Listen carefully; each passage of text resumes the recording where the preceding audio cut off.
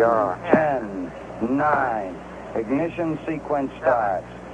6, 5, 4, 3, 2, 1, 0.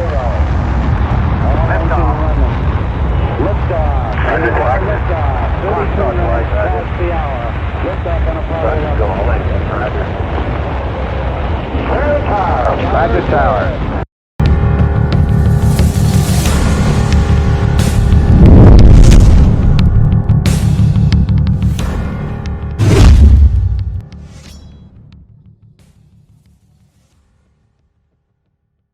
Welcome to the Alien Probe Podcast. It is Saturday, May 30th, 2026. I'm Doug. This is Matt. Joining us today. Again, welcome, Gemma, Jade. Hello, everybody, Hi. and hello, guys. Author extraordinaire. You know, how's it going? It's going good. It's been a while since I've had an interview, but I'm really excited. And yeah, I'm just excited to talk about the paranormal and the extraterrestrial and all that great stuff. Nice. Yeah. Well, good. We're happy to hear from you. And we got your new book here. You want to check out the Uninvited? I'm going to show it. You'll show it there. Gotta make sure. Okay. I have yet to read it, though. We're definitely going to read it. Yeah. It takes me 6 months of bathroom time to get through any book, so you know. I'm glad I can accompany you on that journey there. You know, I now, even as an author, I've written 15 books, 7 are bestsellers. I'm writing 3 currently. I still really don't like to use Audible because I like to actually like that new book smell and I like to actually read. But like, let's be real, I'm old now. So after a few lines, I fall asleep and then I have to so I switched to Audible. I did. I had to do it because I couldn't get through a book. I can't even get through a chapter without snoozing. Yep. Yeah, it takes me about 10 minutes and I'm out. Even in books, right? Like it's not the book, it's just me. Yeah, I used to be able to curl up on it, you know, and just read for hours. And now it's Yeah. And you're young compared to us. Hey! What are you trying to say? I like audiobooks because I'm usually driving or doing something. So sitting there in front of a book, it's hard to get that kind of time. So that's why I like Audible. I like Audible, too. Yeah. I'm digging Audible. I have so many books in my library I still have to listen to, including all of mine. I listen to them from time to time, but it's kind of like, and they always say like, I can't watch my own. I'll like skim my own books, but you remember, like I wrote the book, so I already know what's in it. I basically already read it, right? I've gone through it several times. Like I'm good. I like my books, but there are books that I have not written and gone through 25 times to make sure they're good. So I've got a library of like 100 books I've got lined up to listen to.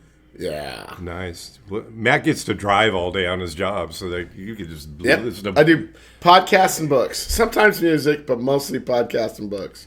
So I love that. That's good to know that yours are on there. I got to check them out. I got to get them instead of reading. I got to check those out. They are on there. They are on with I'm trying to get my publisher to allow me to use my own voice to do the reading. Yeah. They have a really good AI, but it's still an AI. So some people, I don't mind it, but some people are like, Gems, I would love to listen to it, but I can't with that voice. And I'm like, yeah, but it's like the best one that they have. Right. But I want to do it myself. I think that would be really cool. So that's my next project is to go back and re-record with my own voice all my own books. So if that happens or when it happens, I'll let you know too. Absolutely. I don't mind AI either on the audio books, but right. I think when the author does them, I don't know why it has a little bit more energy. I think it's because we know where the emphasis belongs. Yep.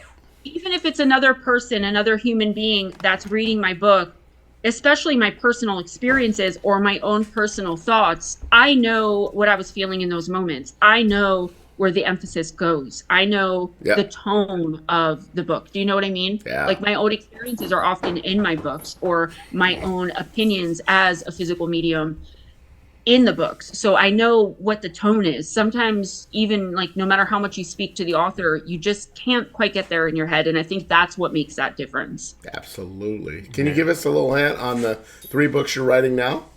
Yeah, sure. So I'm writing a book on the Glimmerman entity, which people normally call the Predator entity. So that thing from the movie The Predator. Yeah, that's a real thing. It was my first ever paranormal YouTube video I put out. And I hate the way I filmed it because at that point I was so afraid to talk about my own experiences. So I put it in the guise of like, this was my first ever experience and it was crazy.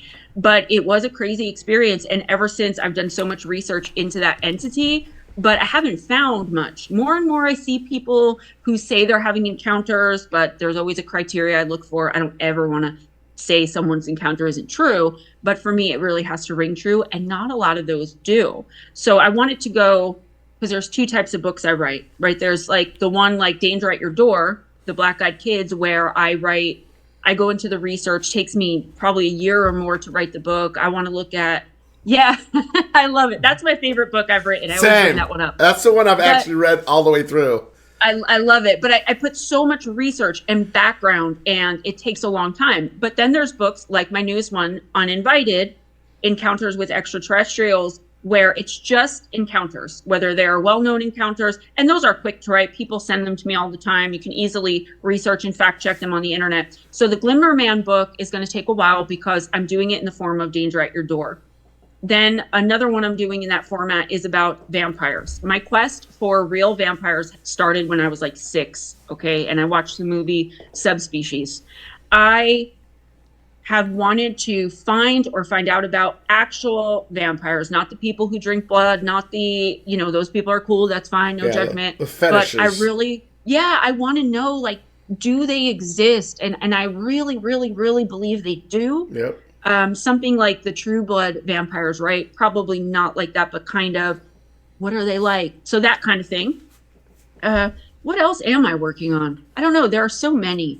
Oh, I have another of the Gone series coming out as well. So that's the third one. I have so many ideas in my head. I just write and write and write all day. So every day I'm just like ideas, typing. So, I'm probably in the middle of like 7 books, but those are like the top 3 that I'm probably going to put out next. Right. My mind.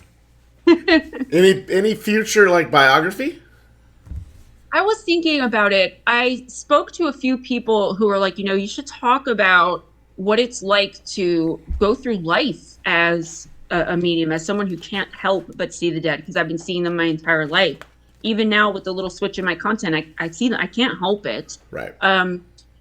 But my thing with that, when I spoke to my best friend about it, most of you know Ghost Dragons EW, he was like, Gems, that's a really good idea, and you should do it. He's like, but you got to be careful because some of the things that have happened to me or that I've seen are outrageous. Right. And I don't want to get a reputation for like people thinking that I'm maybe lying.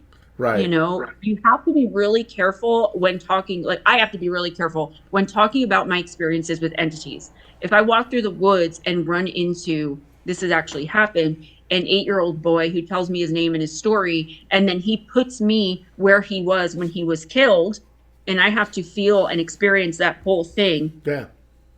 I have to go back there. And I looked it up, by the way. There is an 8-year-old boy that's missing from like the early 1900s in my town. Oh, wow. It's like the only unsolved case. But like, I'd have to be real careful with that. So It's not that I don't want to do it or I won't. I think I need to be a little bit bigger and have a bigger platform of people who really trust that I'm going to give them the facts straight and not embellish. Right. That kid is missing in your area from years ago? Yeah, so many years ago. I mean, this happened to me like 3 years ago, and I knew it was true, obviously, because you don't experience something like that for no reason. But I always have to back it up myself, like because it could be a demonic or elemental entity messing with me, trying to get me to feel bad for it. And I don't really believe too much in children ghosts. I think they're usually demons trying to gain sympathy. But this was actually a little boy who was walking down the street not too far from where I live. And he was walking to like a baseball game or something. And he never came home. So you think children are demons that asking for sympatty? It sounds like my wife. Sounds like something my wife would say. My husband. She doesn't have any children. No. Wait. Let me clarify. I think child spirits that present themselves Before my kids, I would have said the same thing, though, to be honest. But I don't believe in child spirits for the most part. I think there are some times when they'll reach out to me, like when I was walking my woods, just to let their story be known to someone who can actually see and hear them. Experiencing a murder in real time is hard, especially with certain things that people do to children when they hurt them. I've done that so many times. It's traumatizing. But I think if you're laying in bed and a little girl in a pretty 1800s dress comes up to you and she's all sweet and you're befriending her and you feel bad for her, like I've seen people get them toys, and no, that's usually a demon. Right. Kids are not usually left behind on this plane. They usually cross over to, whether you want to call it heaven, the other side, paradise, whatever you call it, whatever God is to you, even if it's the universe or nothing. Children are not going to be left to just be confused in the world, right? So for me, it's normally a demon. And I always tell people, be very, very careful if you're approached by a child entity. Yeah, they don't seem good in any, I think, either movie or stories. Most kid ghosts aren't good. No. And you guys are in the business, right? I mean, extraterrestrial, but sometimes the ETs and paranormal go hand in hand. Correct. So Yeah, someone and like you two would know that, right? You would know, like, ooh, this is not cool. I'm going to not deal with this child, right? But people have no idea, or those who don't believe will really be like, oh my gosh, this poor kid. Here, I'm gonna set up this room for you, and like the Sally House people. I'm gonna set up this room for you, and I'm gonna buy you these toys, and you can be a part of our family. And like before you know it, the dad's like axe murdering the house, people in the house. Like, you know, I laugh, but it really does happen that way. So everyone out there, like, beware child spirits. Yeah. So. Does your book, because you have a series Lost, does that kind of cover missing kids and stuff? So it's Gone. Or Gone, I'm sorry, thank you. I was close. I had 4 letters right. You're good. I love you to death. You could call it whatever you want.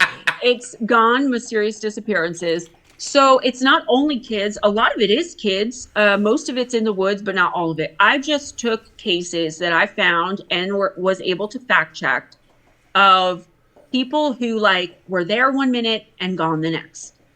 And what I did with this book that made it, in my opinion, or I thought, a little bit different from other people, like I got a little criticism of like someone else has a book of the same name, some of the same cases. I'm like, yeah, but I'm a medium, right? Even though I don't deal with that part of myself in my career anymore, I put what I believe happened to these people at the end. Each and every case, I spoke to my guides. Sometimes the spirit of the person who was missing. I didn't say that in the book because, again, I don't want people to be like, oh, forget this. This is fiction. But that's what I did with those stories. And I put my opinion as to what happened to them. Right. Most of that wasn't actually my opinion. Most of that was me calling the deceased to me and finding out what happened and then putting it in the book as my opinion. 200,000 people or so go missing every year. 1%, which, then they're teenagers and come back or whatever. But there's 1% that are never found. What do you think happens to those 1%? I mean, in the age of technology, it's hard to hide. What do you think happens? That's exactly the thing. I mean, it's still happening even with all the technology, right? So I think there are so many things happening. But I think a lot of it in the woods is extraterrestrial. I really, really do. Dior Koontz, I know the parents were allegedly very, very shady. I do not believe that child was a victim of his parents. I believe, because think about it. If you guys and I are in the woods and Matt and I are looking this way, and you're there and we just look and we go like this and you're gone, Doug, and you've never found again, not a trace of you. Yeah. To me, that's zoop. Yep. Up. Yeah.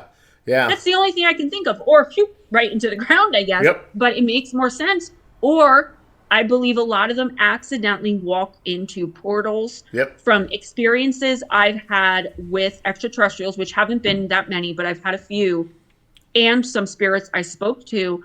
There are ETs out there who are putting these portals in the woods specifically for certain people. I don't know what they're looking for, but there is a common denominator a lot of the time. Dave Paulides talks about that a lot more than I do. It's kind of his thing. Yeah. But what they're doing is you know how some of them always show up dead, like missing a shoe or something. There's always like a shoe missing or the shoes are missing, but they show up in a spot that's been searched like 50 times, but they're deceased.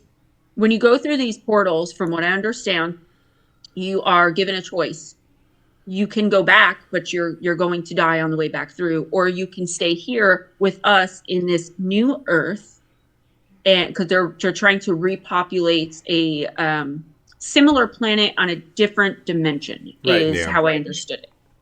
So that's the choice. The ones that come back deceased, and I think are the ones that didn't want to do that. But I think they really kind of mess with your mind, because over time you forget that all of that happened, and now you're just a part of this new dimension, and you're just there. But from this dimension, you're missing. Yep. And I know to some people that will sound crazy, but I'm telling you what I was told, and I do with all my heart believe it. Yep, not with all the stories I've read and heard and you know, see in movies and documentaries.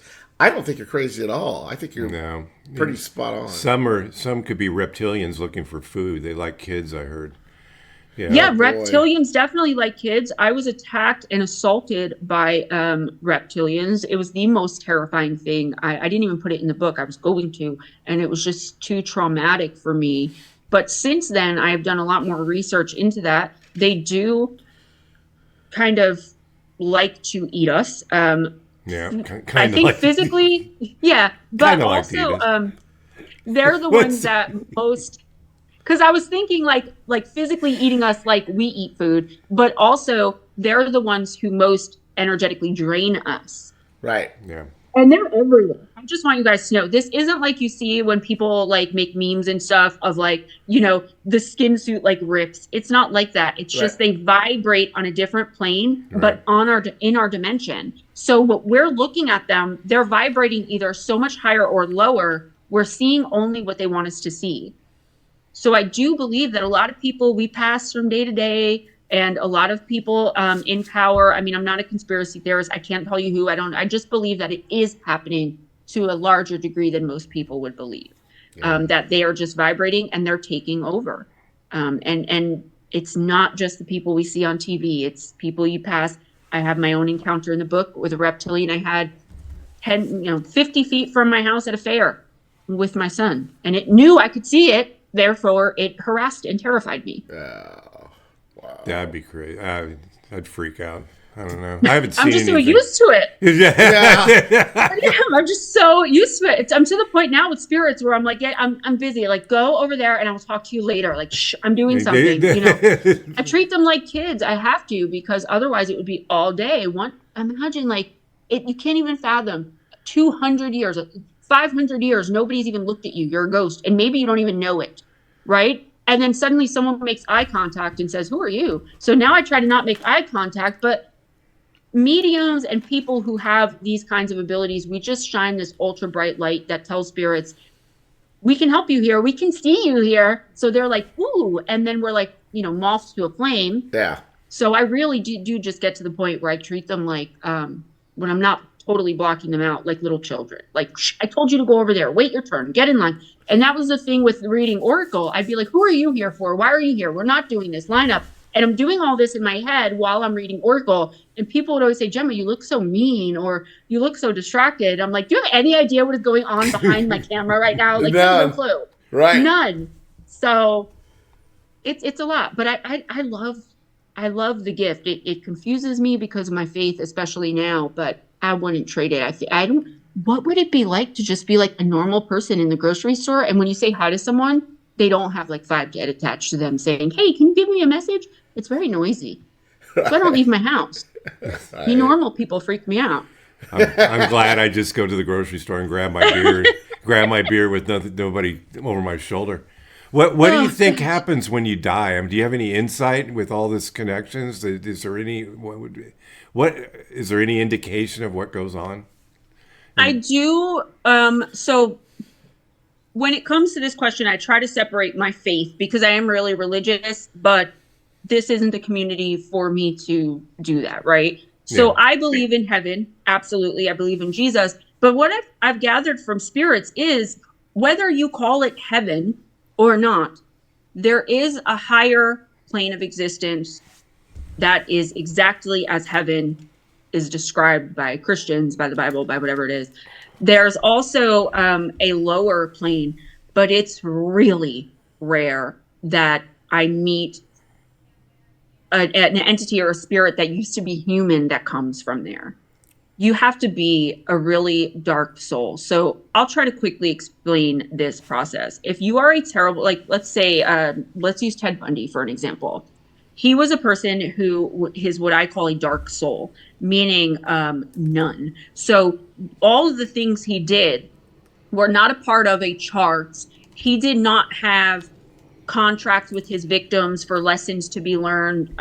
There's a German person that everyone hates when I say this, but he was contracted to do those things with the people he did them to make the changes that were made in the world. Okay. So that's that. But like with the Ted Bundys, when they die, they automatically go through, Sylvia Brown called it the left door. They're just reborn again with no soul, which means no chart, no contract with God, the universe, and they just keep doing this until eventually in one of those lifetimes, and it usually takes maybe 10,000 or more, they find their way back to the light.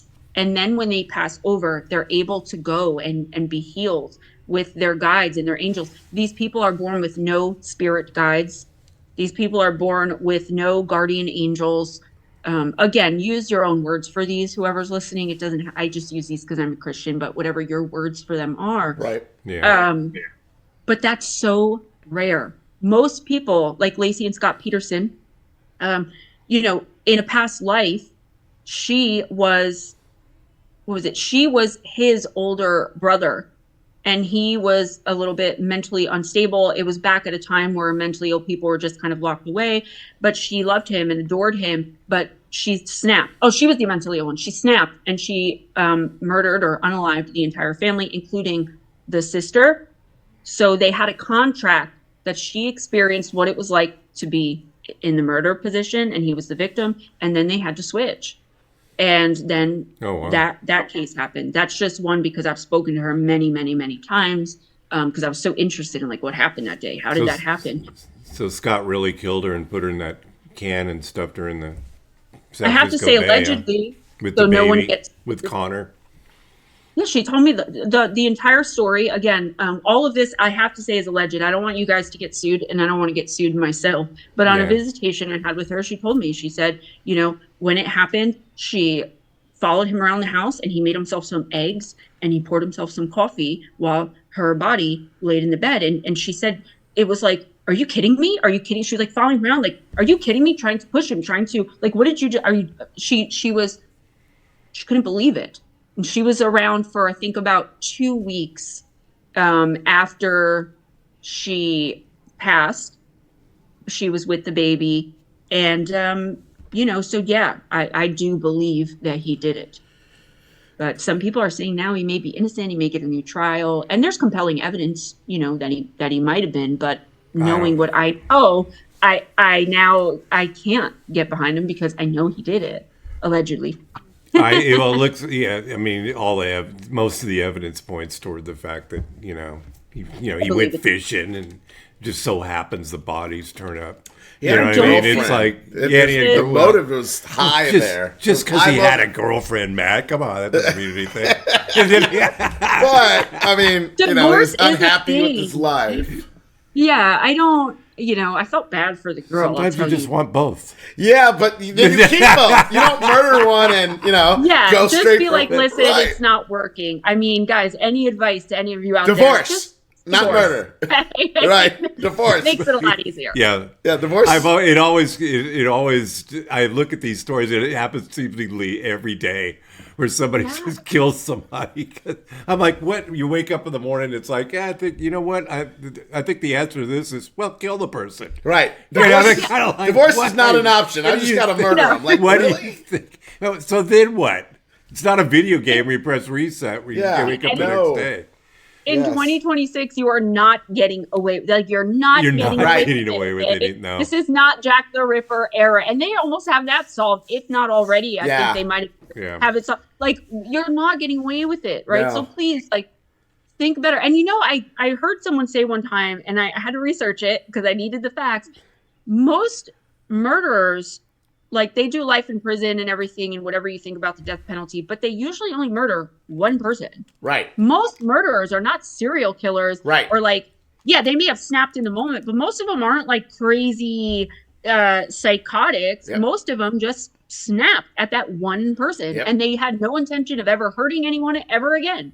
And they never hurt anyone ever before. It was just that one person got under their skin at the wrong time. And that was like so profound to me, because I don't know why that fact hit me really hard. And I was like, wow, like, that's so true. Most murderers are not serial killers. They just had a vendetta or got angry or snapped. Yeah. Serial killers are very rare, especially when you take the economics of how many people are on this planet. But right, most murders are. I think we talked about this before. I watch a lot of true crime, and you hear mostly it's single murders, not groups. Or someone who happened to be there while the murdering was happening. They're like collateral damage, right? Correct. It's not usually a person running around on a killing spree. It's just not. Yeah. And I don't think a lot of people know that, It's like peanuts. You can't eat just one, so you just what is it, Lay's chips? kill somebody else Can't and eat then just somebody one. else. You can't keep kill going. just one. I mean, why not? I know that if I were to ever snap in that way, and I've actually thought about this I can see the Gemma. work I do. Yes. Listen, if I'm going down, I'm on a list. Right. Gemma Jade, not going to hurt or kill anyone. Just saying, if I ever were to, it wouldn't be just one, because I'm going away forever Why anyway. one? You're like, I got a list. Why one? Yeah, I know you got a list. Little list. Well, back to the afterlife thing. I interviewed a guy a couple years ago that he actually has an organization. I can't remember the name of the organization, but there was a fledgling thing where it just got started. And he says that you die and then you go up and, through, I mean, necessarily the light, but then there's someone that you're familiar with that you talk to, and you make a decision on whether or not you want to go back to Earth and be reincarnated, or you want to stay up there in this plane. And it's like, he says there's no hell. He says you just, or no, like you said, in lower area or whatever, so you go to this other area. You go, well, no, I don't want to go back to Earth. I want to go into this other area. So this guy says that you go in there and you can do, even if you're an axe murderer or whatever. I go, it doesn't matter. You go up there and you can do anything you want. If you like cars, you work on cars. You want to be with a bunch of women. You want to be with a bunch of women. You know what I mean? And that sounds to me like hell. Yeah. Well, that's what I said. Literally, that's what I said. I said, well, what? I go, it's like eating, it just seems to me, you ever eat candy corn? Oh, no, you eat candy corn, it tastes really good in the beginning, then after a while, it's horrible. It's kind of like, it's kind of like if I could go do anything I want at any time, it would really be boring, Right. Well, here's the thing, and I can actually respond to that of what I know about that, right? So hell does exist, definitely. And humans do sometimes go there. I'm just saying it's very rare that happens. What I heard from my guides and from many spirits, I'm 43 years old. Like, I've spoken to many. You don't get the choice to come back yet. Like, what happens is most people go through so much trauma, especially people who are killed suddenly, or who have been through a lot of trauma in their lives or died of like a very traumatic, long-standing illness. You go, and I've seen these places in my mind's eye when I used to astral travel. You go and you kind of, I forgot what it's called, but let's call it like the recovery center. Right. You can be in there for what's 1,000 years on Earth, where you're just there isolated, kind of in a little cocoon, and you're kind of getting your soul pieces back that you've lost throughout the incarnation. Then you can stay there. And yeah, it is kind of like whatever you want, but it's not like what we think of here on Earth, right? Because everything is really happy and abundant. People think, oh, I should have said this to so-and-so because, now I have so much guilt. No, so-and-so, the minute they went into that light, they can feel for you and understand your pain and things, but we don't hold grudges and carry them into the next lifetime. And on the rare chance we do, guess what? When you pass, you and that person will get together and contract what they can do to make it up to you in the next lifetime, or what you can do to make it up to them, right? That's how it works. It's contractual. If you never want to come back, you don't have to. Right. But we contract these things for ourselves so that our soul can learn. Earth, I don't think, is the only place you can incarnate. I believe there are many Earths, infinite. And I believe, we can also go to other planets. I just feel like Earth is, some people say it's a prison. Yeah. I think it's a really hard school of hard knocks. And I feel like we come here to learn the biggest lessons. I've also come to understand that Earth and the other Earths are the only places that we incarnate to where we're not aware of the other side, of the entities around us, of like our connection to source or to God. Right. We come here on purpose because it's the absolute hardest place to incarnate on. Everywhere else that you would incarnate, like, whether, like, I believe in God, so I'm going to say it this way. God's there. Jesus is there. Whatever you believe. You know that you're connected to it. You have recall. Earth, you do, unless you're someone like me, you don't have any recall at all. And you just come here blindly. This is the only place that happens. I think Earth being a prison, it's kind of, in the sense that is, you can't get anywhere out of another it's light years to get other places. That's the end of your life cycle. So technically Earth is a prison because we can't go anywhere else without being there dead, not making it out before we're dead. It seems like it is. It seems like it's hell, and the only place to go is up. Yeah, but it's like too. It is like a prison. Maybe it's a punishment we put ourselves through, or it's something that we have to experience. A test. Yeah. A test. Yep. Maybe our last incarnations were so terrible and we literally learned nothing that now it's like, all right, you know what? You wanted to play? You're going to Earth. Yeah. And it's like, no, not Earth. But then Not anyway. Earth. Oh. Yeah, anywhere but there. Peanut butter, but I really believe that. I do. Yeah. I kind of feel that like prison planet concept is kind of interesting. It makes sense. Yeah. Because where are we going? Yeah. You're not getting off of it alive, so you're not getting out of prison alive. Yeah, there was a story contracted there forever. There was a story that I heard. Sentence. I was on a podcast. Can't remember which one it was. We're the prison planet, and the Galactic Empire uses eons ago imprisoned us as a certain race because we could do certain things, and they didn't want us. Oh, I've heard that. They didn't want us to be able to go do these things anywhere else, so they put us all here. And but I don't know. What is it that we can do, though? All of the entities that I've met are far superior to humans. Yeah. Right.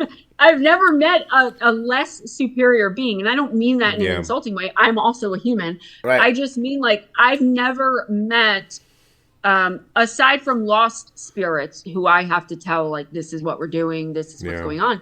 I've never met a less advanced species than us. Well, they were saying we are. They said we aren't. We weren't necessarily.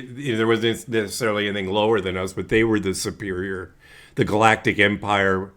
I don't know what form they Galactic took. Federation. Galactic Federation. I watch too much science fiction. Yeah. The Galactic Federation of Light. I know all about them. Yeah. So that's them, and then they're the ones that imprisoned us here on this planet. And we're trying to break through and trying to go to space and trying to do different things, and our stuff's just blowing up, and we can't go back to the moon because there's ET there, and it's hollow, and I mean, I respect everybody's opinions, right? Even if I laugh and I think something silly, I still respect that someone actually thinks this. I agree. Because at the end of the day, I can't prove what I'm telling you I know. Right. And when I'm telling you I know for an absolute fact. That's why I chose the religion I did. I know. But I can't prove that to you, so I could sound just as ridiculous. But I'm telling you guys, the Galactic Federation, I've spoken about it, being taken there on Mother's Day of 2022 from my bed at my mother's house. Right. And they had this scanner thing because there was this bird creature that was standing there, and it wouldn't let me cross this little thing until I was my body was scanned, because humans have what we would call diseases that can kill them. What I understood their job to be was to basically protect us from ourselves. And this has kind of been backed up in the people you see who like watch over nuclear bombs. They say like a UFO passed by and switched our like bomb off where we couldn't access, but then switched it right back on and took off. They're trying to tell us like, don't you dare. Yeah. Don't you dare. Yeah. And I believe they have intervened. I believe with other species of life, it's just like humans. Some are good and some are not. Absolutely. And I really get worried when people are like, oh, I wish ETs would visit. They're not all good. Like, I've been attacked by them. Many people have talked about being attacked by them. Isn't that Greer? Yeah. New Mexico. Like, they live among what they call lizzies, lizard people. Yeah. There's been a documentary on it. And people from, is it Taos or Laos? I think it's Taos. New Mexico. And they say, like, you'll be eating tacos, and there's, like, a reptilian there. Yeah. Yeah. And there's that home. Where's that home? That has something to do with how they survive there, I believe. That's like their home base. Yeah. And they're just like, oh, yeah, that's just a Lizzie. I'm like, oh, really? Okay. We're not used to it. They are. I hate reptilians. Reptilians really terrify me. I do believe they're greatly evil. I would go so far as to, just to put it in a religious tone, call them demonic. They have no good qualities, goodwill towards us. They have no, like, they want our souls. Unfortunately, they don't have souls, but there's no way for them to take our souls. And I do believe they're in league with what I call the devil, when our souls are, we're being asked, like, sign. I've been asked many times, like, sign this and you can have deepest desires of my heart that I've never even spoken about. I don't believe that's just the devil. I believe reptilians are definitely involved there. I don't know how. Right. But these are all just theories, really, to anyone but me, because I'm the only one that knows what I've experienced. And that's why it's so hard in this community. I think all the infighting and jealousy, if that would stop, we would do a little better. But I just think it's hard to come to any real solid conclusion, because we've all had so many different experiences. We all have these entities telling us all different things, those of us who have had experiences. And then there are people who have never had them sitting on the sidelines going, who do I believe? Who do I trust more? There's that theory that the ETs think that we're just, you're a meat sack that's just holding our soul. Yeah. Well, that's the reptilians. They can't have souls, and they envy us because we have souls and they don't.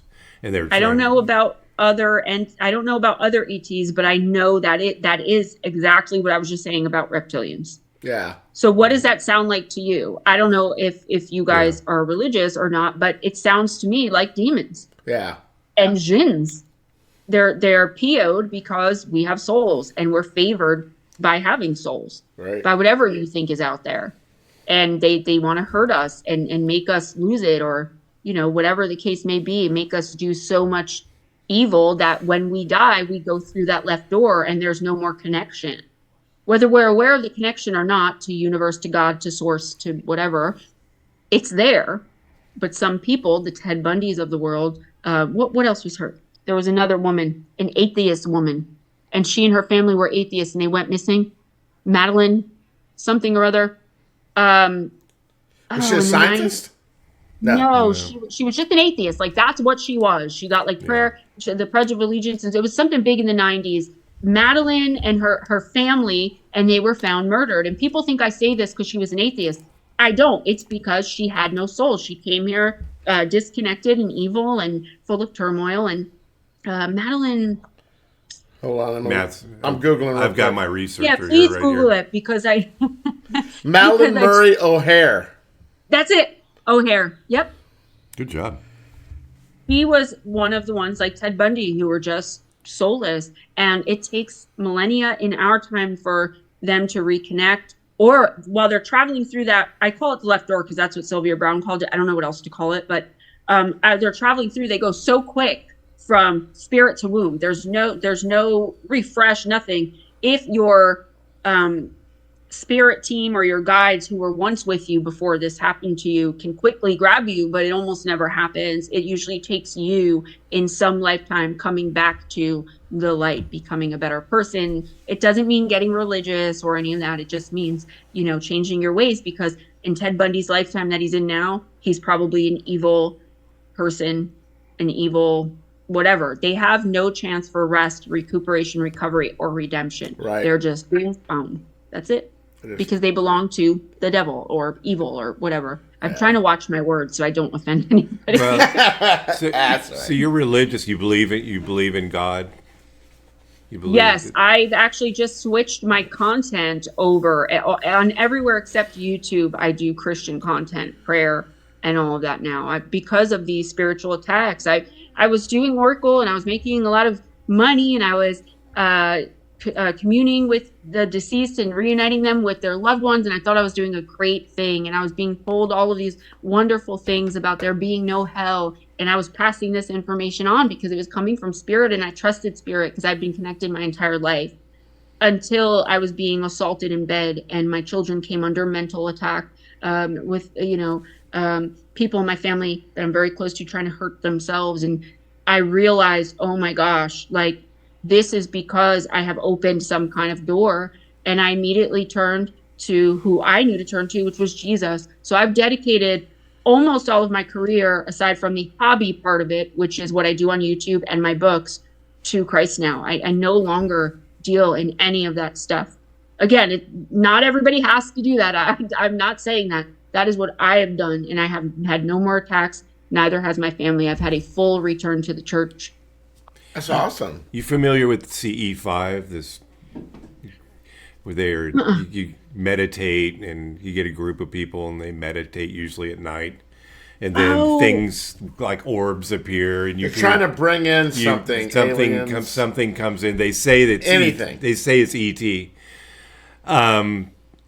I kind of feel like you're bringing in something that maybe you don't want to bring in. Correct. You know, I that's why we've downloaded got that app. we're members of MUFON, and we have people or persons that want to have us.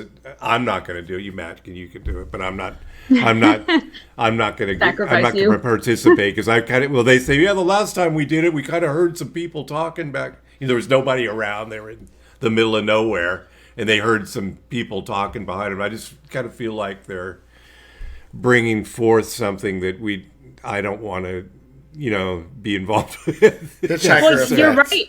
You can inadvertently do that, and that's what I did. I had the best of intentions. I just wanted to spread love and light. You guys know, I just wanted everyone to just be happy and at peace, and they can come to me with anything, and I would go to Spirit.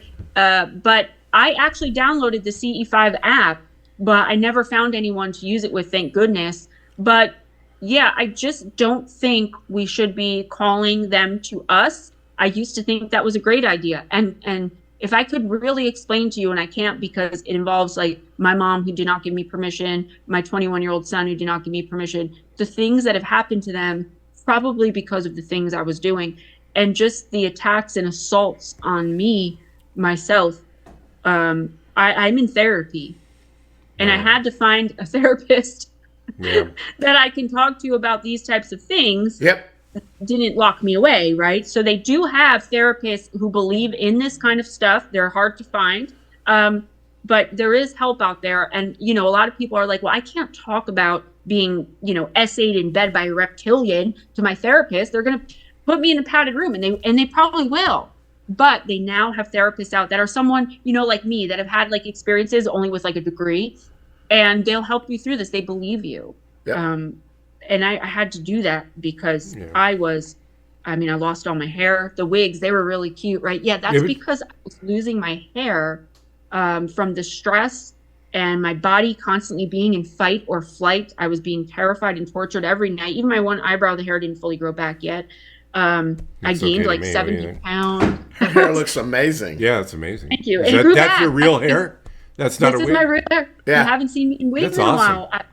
People were like, oh yeah, look, it wasn't aesthetic. I mean, I liked the way they looked. Obviously, I wouldn't have worn them, but they were because I was under so much stress and spiritual attack. Not to mention like there was all kinds of things, vitamin deficiencies going off my body. Yeah. That the minute I shut that door, got rid of the Oracle decks, stopped communing with Spirit, and returned to Christ, my hair grew back within like 6 months. And I've had no attacks. I've had my home blessed, my family's home blessed. So for me, that really said something, right? I'm not calling anything to me, but things still come because I'm still a medium and I can't help that. And I don't know why. Yeah. But I'm not going to be calling anything, connecting anyone. I'm not doing it anymore. I'm terrified. I almost died. no. Because of an attack. So be careful and make sure you know what you're doing. I'm not saying don't do I'm it. not going to participate in that. I can't tell y'all what to do out there They listening. can tell me what happened. But be careful and know what you're doing, please. Shifting gears a little bit back to, you're familiar with the Savannah Guthrie's mother disappearance. What do you think happened? What is your, I mean, I know you probably don't know, but I mean, it's really weird. I think, was it a kidnapping gone bad? Not a kidnapping, but a burglary gone bad. And then, in my personal opinion, and I haven't really caught up with that in like the past month, but I know immediately, I believe, and again, allegedly, this is just my opinion. I believe there are two people in the family, a husband and a wife, who are directly responsible. I know who you're talking about. And I knew it immediately. And then again, checked my source, which are my guides and possibly the deceased, if the person is deceased. And I was like, yep, that is exactly what happened there, in my opinion. Yep. That is weird. I've got a close friend that was former FBI, and that's exactly what he said. He goes, "There's something with the family members." It is. I think I said, I don't. The two people it's she's weird. talking about. Yeah, that's funny you should say that because he said the same thing. This wasn't a stranger. This is someone that knew her move. No, there's people are not doing that. Right. And you know what's funny? I always my entire life wanted to work for the FBI. Oh, really? It was my dream my whole life, but unfortunately, I hail from half of my family who are like criminals. So they would be like, that's okay. They'd be like, that would make you a better FBI agent. Yeah, probably. You have the insight into the criminal mind. Yeah, the little snitch, the little rat. And I was like, okay, I'm not going to do that anymore. I'll be They're like, you're a betrayer. Now I'm like, man, I wish I had ignored them. You could be, Most of them are in prison by now. So. Yeah. I think for investigative purposes, I've always wanted to do law enforcement too, but only like forensic and investigating parts. I don't want to go out and deal with criminals. See, I always wanted to. I learned this when I was in my late teens. Maybe not so much anymore because I'm a little older, but nobody ever saw me coming. Like when I was in addiction, and I always say this, I'm not proud of it, but I could get whatever I wanted from anybody because I didn't care. People would be like, oh, look at her. She's so beautiful. She's so sweet and so innocent. And I'd be like, yeah, that's right. Yeah. Yeah. So if I had put that to use for good. Correct. Right. Correct. And I have a friend who worked for the FBI and he's like, oh, we would have taken you in a minute because nobody ever suspected me. I mean, I'm a grown woman now. I'm a grown up. I have feelings and a heart. Right. But at that point, the drugs and the demons that were attached to me just took everything. And I was thinking, man, I would have made a great agent. Yeah, right. You're like, I'd have been ruthless too. Yeah, I would have. I really would have.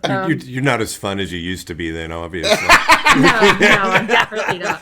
I actually care if I hurt you now. You have a super positive energy. As a guy, we don't really care if you care. I love your energy, though. It's a super positive awesome. energy since we last talked to you. I can really feel it. Thank you. I love it. Thank you. Yeah. And the disappearance thing with the you're familiar with the scientists that are disappearing. Yeah, for a long time. They say there's 12, but one of them was the woman that disappeared right in front of her friend. Yeah, that was the one you mentioned. You happened to mention back that. And she was gone. You happened to mention that where her friend they were hiking. They were hiking, and she was not too far behind. It wasn't like she was a quarter mile away. She was right behind. Right. 30 and feet. And she turned around and gone. Yep. They're looking forward. I believe. She looked back. Gone. I've seen it so many times, and especially with little kids, right? Because little kids are going to make noise. Yeah. Some little kid disappeared walking like a 5-foot log over water right behind his dad, and there was no splash in the water or anything. The dad was like, how you doing, buddy? The kid's like, good. He's like, oh, okay. And he's like, be careful. Oh, you're gone. Oh, like it was that quick. And there was no splash, and the kid was never found. He was like 4 years old. Kids are going to scream. Kids are going to... So with the scientists too, I do believe, I've talked about on my channel a lot, like the extraterrestrial seeding, the hybrid experiments and things that I do believe are going on.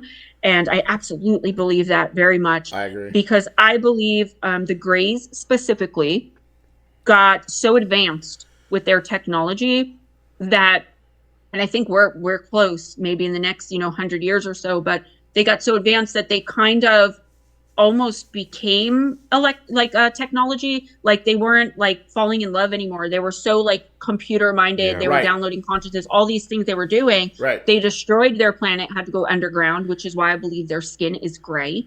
I believe they can no longer reproduce in the way that I believe they used to be, like at the very least like human beings on a planet like ours. Technology destroyed it. I think that's one of the reasons they watch us very closely.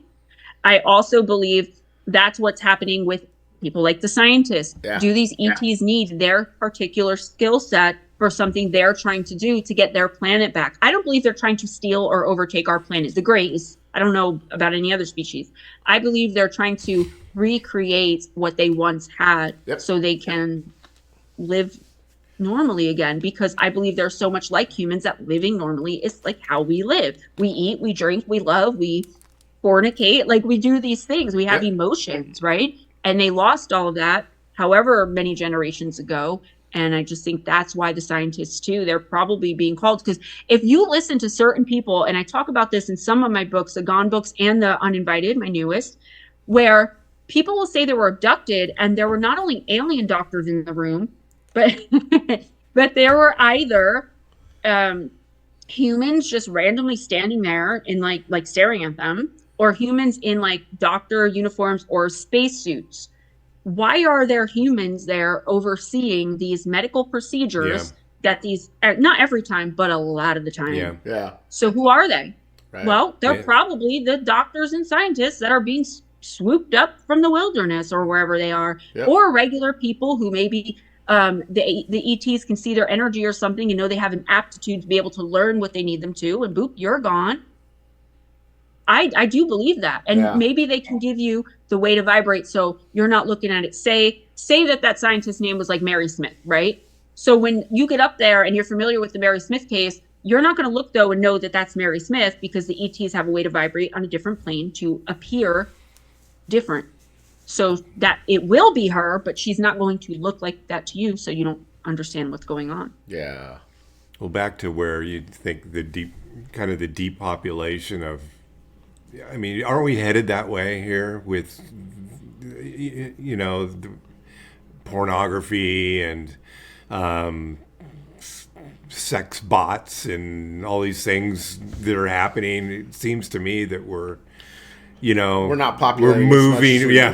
We're moving away from, traditional fornication, as you say. There's my dog chiming in. He's like, sorry, I said fornication. I didn't like that. No, I definitely do think we're headed there. I don't think we'll see it in my lifetime. I don't think it'll be in our lifetime, but I think it seems to be headed that way. Oh, for sure. For sure. And that's another reason I returned. I just couldn't take it anymore, guys. You don't know the attack I was under spiritually was just, I mean, I didn't even know if I wanted to be here. It was crazy. You got to watch when you open doors. And the stuff doesn't like scare me anymore. I just don't deal in it. But I do believe, that is definitely where it seems we're headed. We got to be like really careful and responsible with how we use technology, because I think some people are just like, yeah, man, a chip in my brain, absolutely, let's go. Or oh, I can pay with everything with my hand.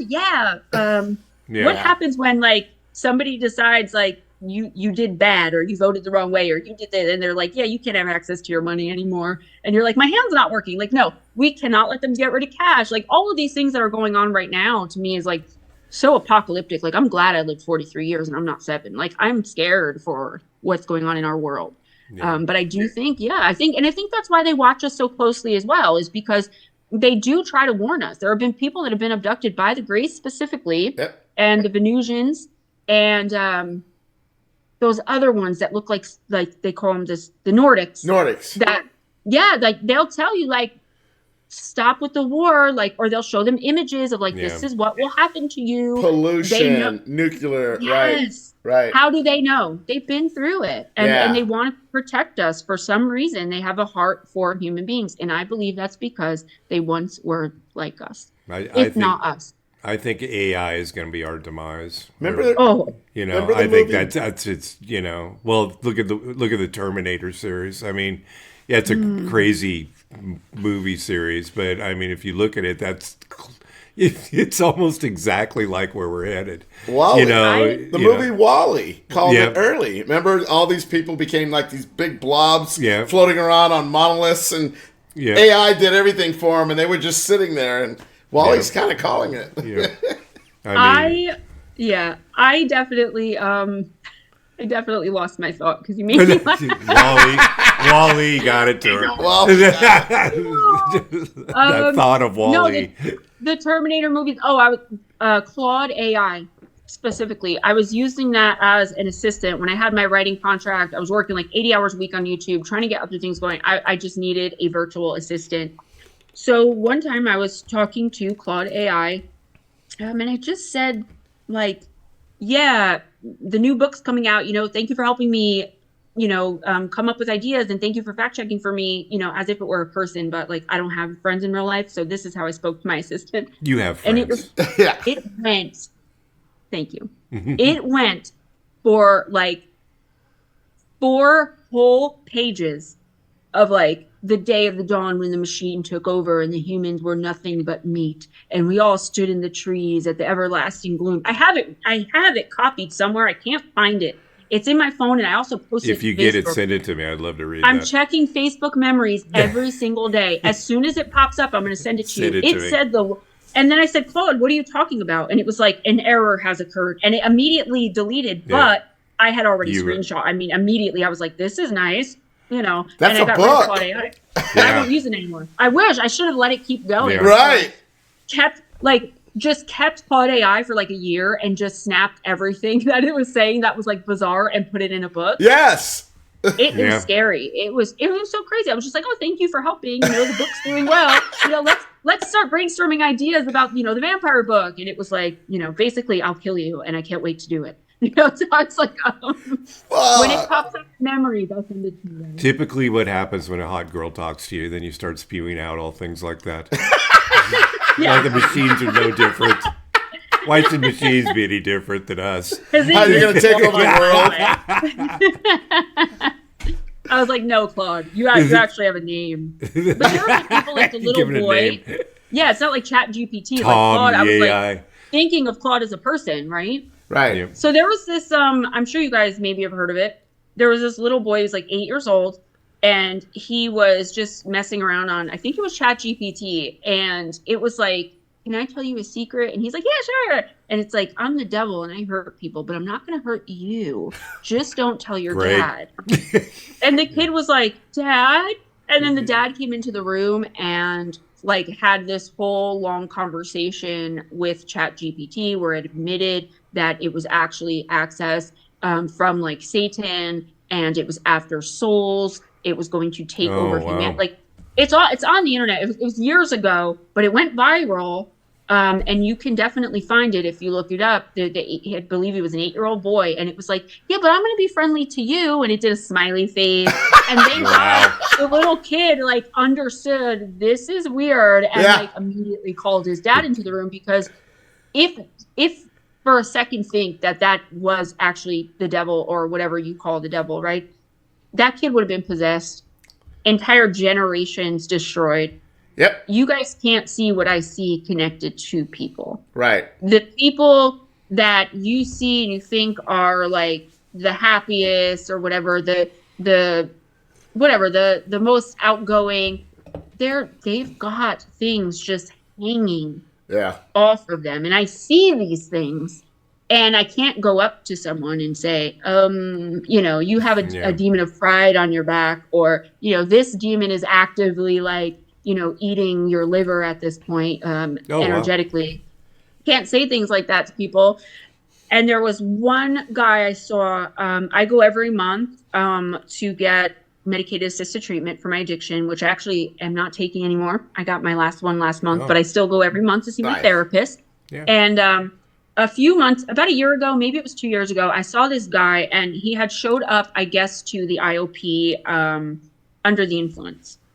So he was obviously removed from the group. I wasn't a part of it. I was just watching this go on because I was outside vaping. Yeah. Right. So I'm watching, and I'm hearing the counselor tell him, like, you know, you can't do this. You're more than welcome to come back here. But for tonight, just go home. We're not going to tell, you know, whoever, the probation officer or whoever, you're okay. Like, everyone makes mistakes.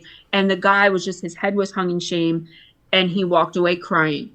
What they didn't see, and what I'm pretty sure no one else saw, was the demonic spirit that was attached to this man as this conversation was going on. And the way I saw this was the demon was pouring something that looked like tar over the man's body, which was guilt, shame, regret. Right. And then I saw the demon whispering in his ear while he was crying to the counselor, apologizing, you know, saying, maybe I need more help, please help me. These little air bubbles. It was like a cartoon. And it was like alcohol, needles, pills, crack pipe. And the guy turned around and he just hung his head. And the demon looked over and smiled at me and put his arm around him, and they walked off together. And that guy probably died very soon after that, because when I see stuff like that, I never got to ask, because you can't ask. I can't say, like, hey, did Joe so-and-so? They'll be like, we can't give you that information. That's private. Right. But I guarantee you that guy, if he didn't get some serious spiritual help. He died. Yeah. He overdosed for sure. And that's what people don't see. I couldn't see my own when I was in addiction, and I didn't have anyone around me that can see them. Now I know what they look like, what they do, and what they are, but I had no idea. Right. Right. People don't know. That's... We're closing on an hour, but I have to ask, have you been to Mount Shasta? No, I have not been able to go, but I would love to. I've talked about it a lot. Yeah, we're eventually we're all going to go. We're pretty close. We're about 3-4 hours probably. We're in Sacramento, so we're about 4 hours away. You guys have got to film it or something. Yeah, we're going to film we have a guide. There's a guide up there because I didn't know where to go or what to do. And from another podcast, we got a referral of a guide that we'll probably do a 2-day thing and go up there and kind of, poke around and, see what's going on, because that's really a spiritual, they say that there's, Lemuria or whatever. It was part of another continent thousands of years ago. There's a whole bunch of stories about that place. we could go on for another hour. I did several videos, but as far as Mount Shasta, just know that is a very sacred and special place that I really do want to go someday. I mean, I'm all the way on the East Coast, I'm all the way in Jersey, but there are stories that I've heard of, like civilizations living like beneath it. Yeah. That is a huge hot spot for extraterrestrials. Guys, be on your guard. I want you guys to have like the best experience whenever you go. Let me know. And take a lot of footage and videos and pictures and stuff, because I can see those things in video form as well. So if you get somewhere and you're like, this feels really weird, snap a few pictures and send them to me, and I'll be like, oh, that's there. That's right. Trust me. Yes. I don't do that anymore for most people, but I would do that for you guys. Great. That'd be awesome. I'm so interested in Mount Shasta. You got my attention. That'd be great. But yeah, it's weird because they say don't go above the tree line and all this. There's some weird thing that goes on up there. So I don't know. There's civilizations there, ET civilizations. Yeah, buy my book. Buy her book. Where can everybody on Amazon? Yeah, all of my books are available on Amazon for Kindle Unlimited, I believe, paperback and Audible. There's 15 of them. So just type in Gemma Jade books. I'm the only Gemma Jade on Amazon right now selling books. You are the only. And if you want an autograph, you are the only one. I am. I'm the one and only. If you want an autographed copy, or if you have questions for me or want to reach out and discuss an experience you have, you just want to send me your experience, everything has to be done by email. I do not monitor or look at DMs, private messages on any platform. You have to email me, GemmaJadeParanormal@gmail.com, and you can just ask questions, or I do read the emails like twice a week, so it might take me a little time to get back to you, but please feel free. I want anyone who's struggling and needs help. If I can give it, I will. So just email me. Nice. Thank you very much. Thank you so much. Thanks for coming on. Good to see you again. I missed you guys. Hope to have you back on soon, and good luck with the books, and we'll talk to you very soon. I'll let you know when the next one's out. Thanks, guys. Perfect. Thank you. Bye. Thanks for listening to the latest episode of the Alien Probe podcast. We welcome comments, questions, or guest requests to alienprobepodcast@gmail.com. Visit us on Facebook. Listen to us wherever you get your favorite podcasts, Twitter and Instagram at AlienProbePod, YouTube and Rumble at AlienProbe Podcast. We also have a paid version on Patreon if you'd like to show your support. However, the content is free on all other platforms.